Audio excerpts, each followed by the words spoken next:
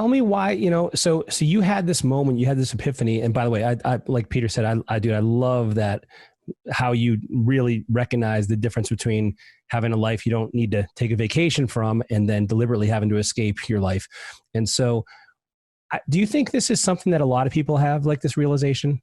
Like, do you think, because I had the same thing too. Like, I was literally in my first month of work and I realized, like, this cannot be all it is meant for life. Like, I hated somebody else controlling my life, my schedule, how much I made, what I had to work, all this stuff. Same as you. Do you think other people have that same realization?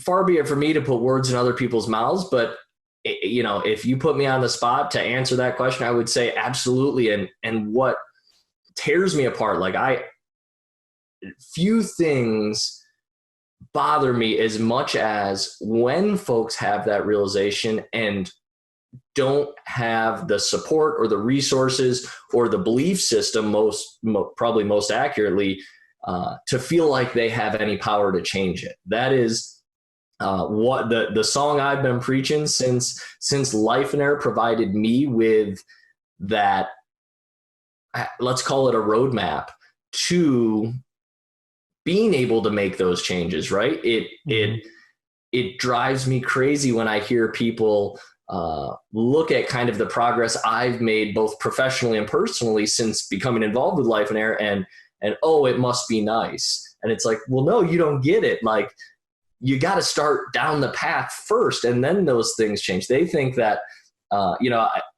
oftentimes I think people see progress and think that it's not available to them because they're not in a position to tap into it yet. And I'm like, well, no, you've got to start the journey, and then it becomes a self-fulfilling prophecy where one feeds off the other, and it's this upward spiral of, I call it the upward spiral of awesomeness. Right.